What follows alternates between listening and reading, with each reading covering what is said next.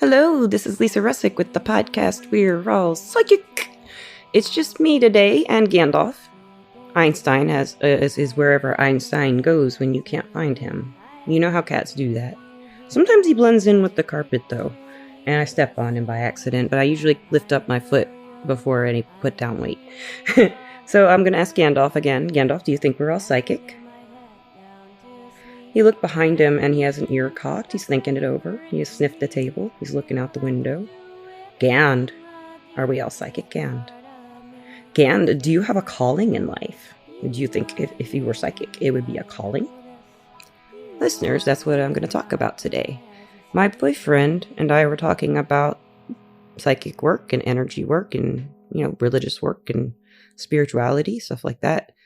And we were talking about my kind of work in particular. And he says that he always thought it was kind of a calling for people. And I said, yeah, I guess it kind of is. And, we've talked about that a lot on this podcast. Is this a calling? So most people who do it say, I feel so pulled to do that. I must do this. I've been drafted, one person says. I was told in this closet that I have to change my entire life, stuff like this. And so many of the people I've interviewed and that I know who work in this field or do any kind of healing work, even if it's not paid work, and they just do it, they seem to really have it like a purpose. But I've never felt that way personally, like it's a purpose. And so I've been really thinking about it since my boyfriend and I had that conversation about a week or two ago. I'm not sure if it's like a calling, a purpose. That's not the right thing. He said a calling. So when I think of a calling, I think of like my friend in Catholic school, Kevin. When we were in Catholic school, we had a class. Usually it was about 8 people. And every once in a while, someone might come in for 9 people. It was a very small class. And Kevin was, I guess he was kind of targeted by the priests. They kept telling him he was going to be a priest. And he was like, no, I'm not going to be a priest. Don't ever do that. Don't ever say that. That's not true.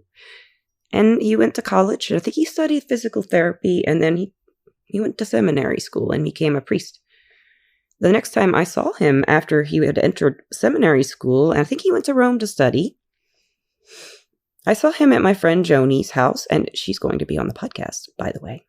And we were all in middle school together, the 3 of us. So this is much later. This is when we were about 22.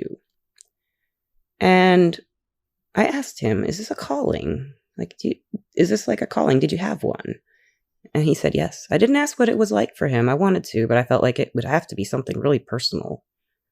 If somebody had something like a calling, And I've never had a calling, like, ever, to do anything. I've always kind of felt like either things happen to me or I make things happen. And it's a choice. I came back into this work. Well, I guess I'll start with when I started doing this. It was always for fun and self-exploration and to learn more about myself and other people and to try to understand the world around me. I used it as a tool to make my life better. I used the psychic skills. And the psychic skills also caused a lot of problems, but I didn't, just because I didn't know what they were. I didn't know what was going on. It was really scary, and I couldn't articulate it because there's no words. I didn't have them yet. I didn't even know a term spirit guide existed until 2002 or something like that. 2001, I don't know. And I felt it was like really strange, and I didn't want to tell anyone because I didn't know how to explain it. And the doctors told me I was mentally ill. I went to a doctor. I did have depression, anxiety, really bad. But the very first thing that happened when I went to a doctor for gastro problems, I was bleeding. And they did all these scans and stuff. I was 21. And he's like, we can't find anything wrong. So it must be psychological. Let's put you on medications for depression. He says, do you have depression? I said, yes. And I'm very anxious. And so he did that. And long story short, they diagnosed me as a bipolar person, but the real problem was that I have gastritis, and when I take anti-inflammatories, my intestinal tract bleeds. My whole digestive tract bleeds.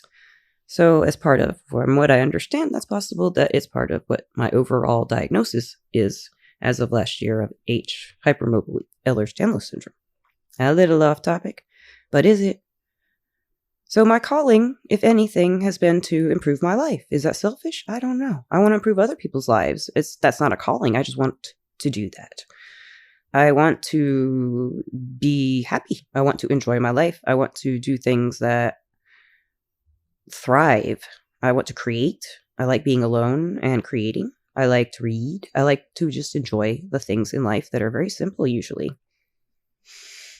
And to be able to get to enjoy them, I had to go through a lot of self-worth issues and training myself. And I worked with the psychic energy to do that. It's like a skill I use, but is it a calling? I guess the calling would be to do the work for money or for no money, or to be doing it for the community. So many people I know who are about my age who have just gotten into the professional field of psychic readings or mediumship. A lot of them come from corporate backgrounds. They had to work kind of like one of our podcasts, A Double Life.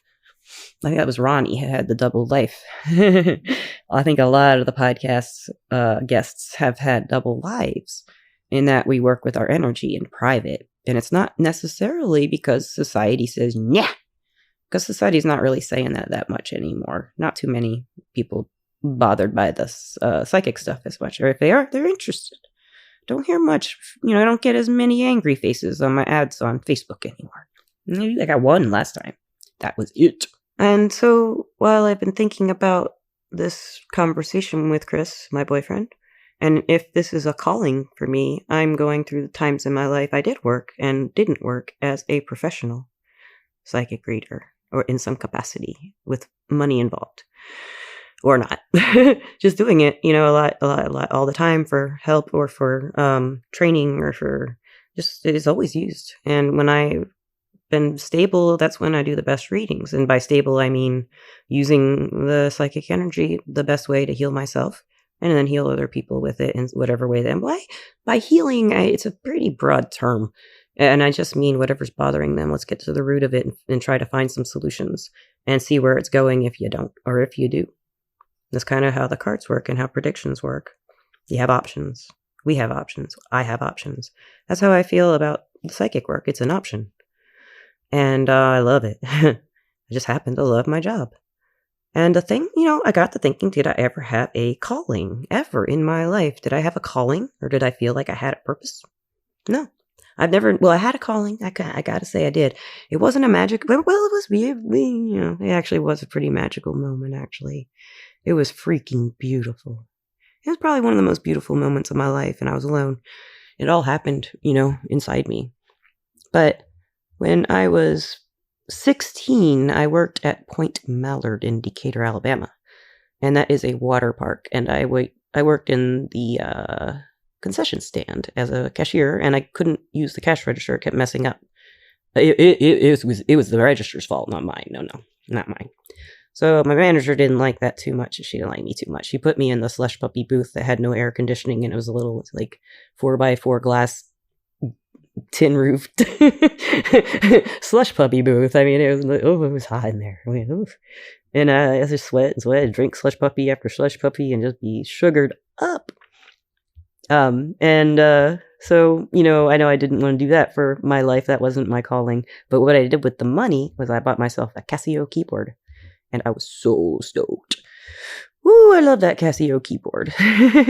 But that's not what the story's about. The purpose, the feeling, the calling. Something I'm supposed to do. Something I kind of have to do. I feel compulsive about.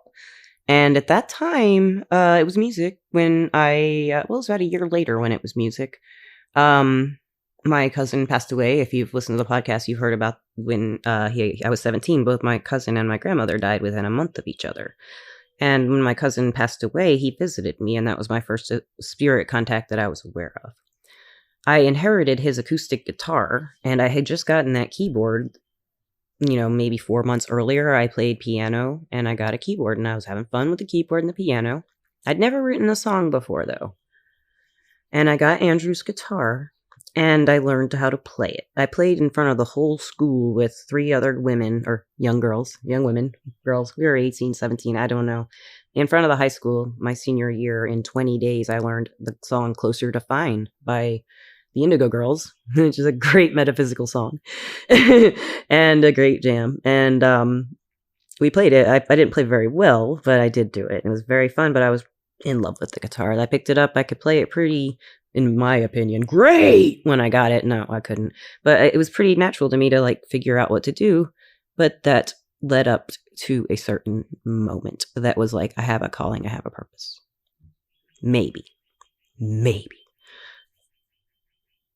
It was about maybe the third night I had Andrew's guitar, the acoustic Alvarez, and I was playing the D chord, and I was learning the E minor chord, and the D chord was hard, and the E minor and the E minor, and although, you know, if you play guitar, you know those. They're beginners chords, like the E minor and the A major and A minor and stuff like that.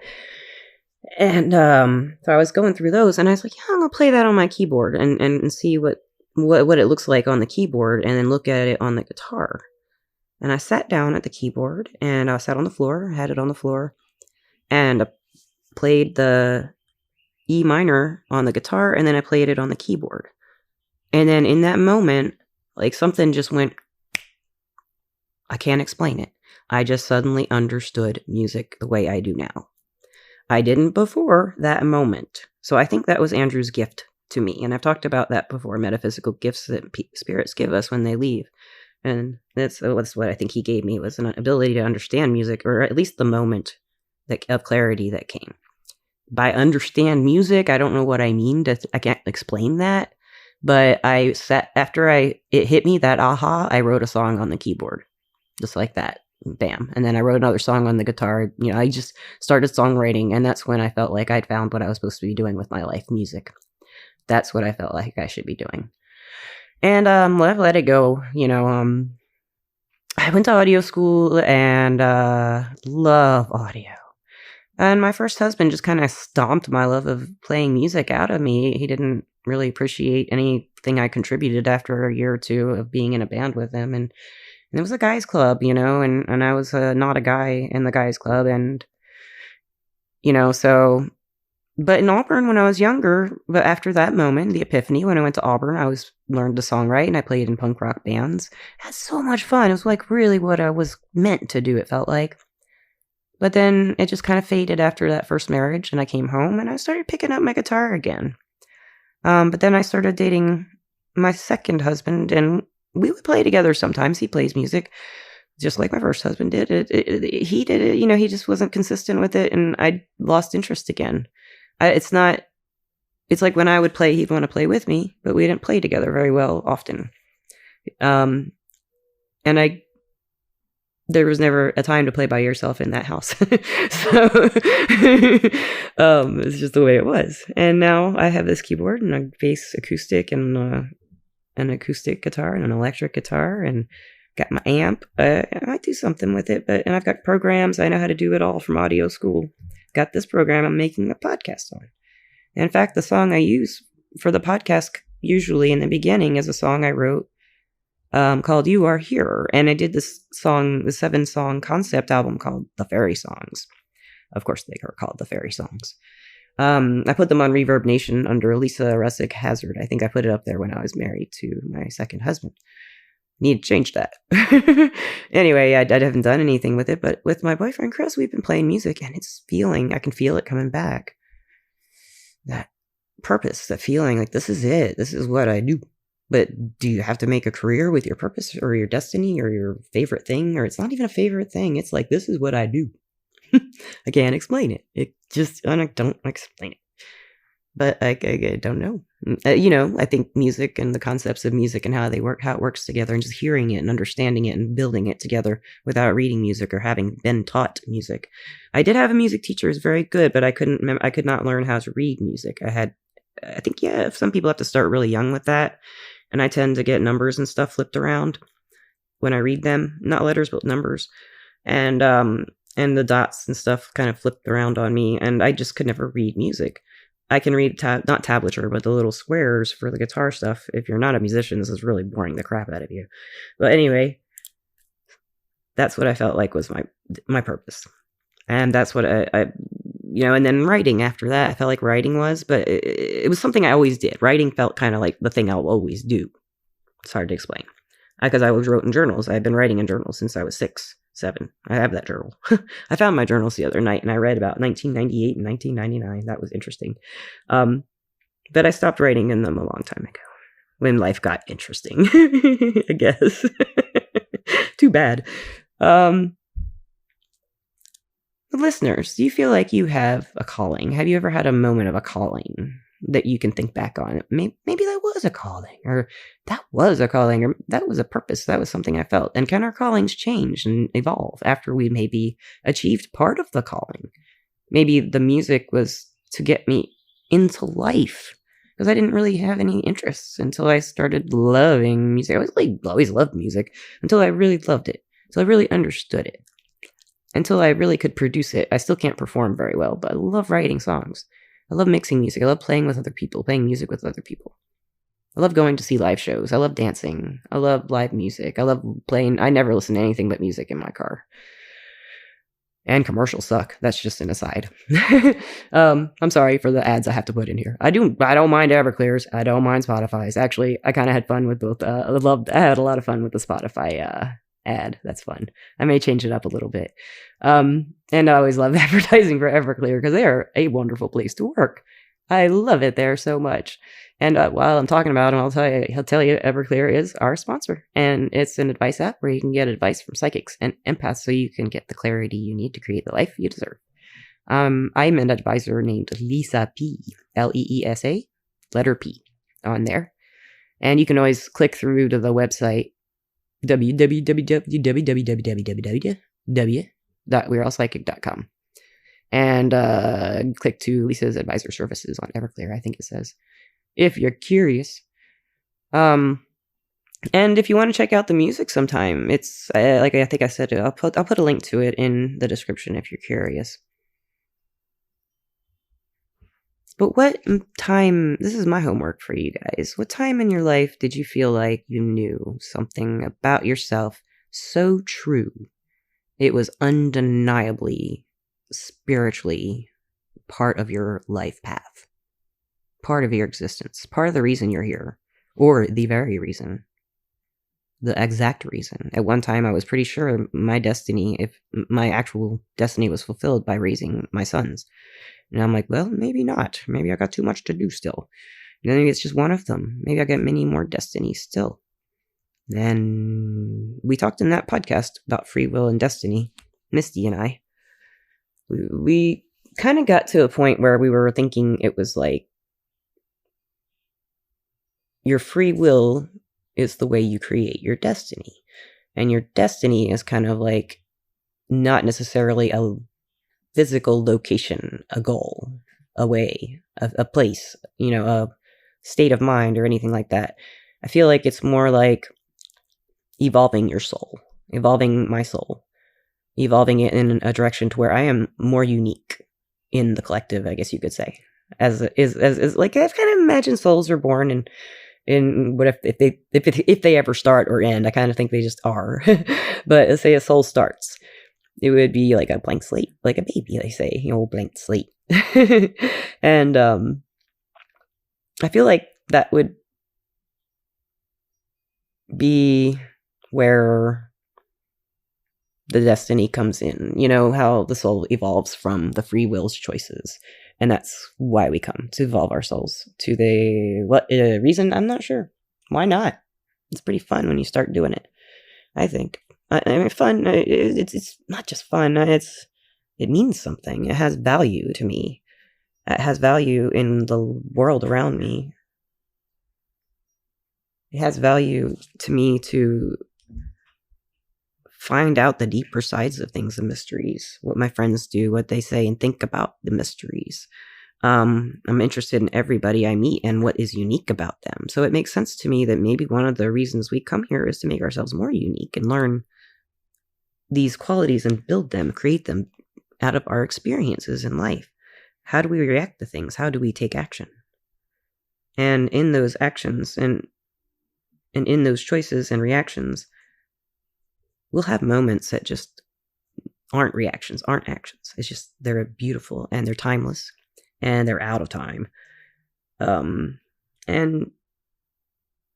I think those moments are when we know a little blip about reality, what's really going on with the mysteries. And when we touch our soul with a reality so hard as my love for music and my passion for it as a life purpose of some sort. I don't know how it is, except it just makes me dang happy. Oh, nothing like it makes me happy. Yeah. So listeners, as always, thank you so much for listening and being a part of this podcast. If you want to be a guest, please email me at lisa@we'reallpsychic.com. We're looking, as always. Misty's very sick today. I didn't want to bother her and ask her to do a podcast. But in personal news, I mean, this is pretty just a thought podcast, about thoughts and stuff. But in personal news, I got a car. Pretty excited about that. It's a Rogue, Nissan Rogue, just like Misty's, and so it's a different one, different year. It's not the same car. That would be a different podcast if we drove like the same car and we didn't have the car in the same place. yeah. And the mind goes places. But I love my car. That's where it needs to go. My mind needs to get in that car and go vroom. So listeners, you have a great night, day, evening, afternoon. 2 a.m. Oh, I woke up. I can't go back to sleep. I'll listen to this and see if it'll put me to sleep. I hope it did. And peace out. Love you guys.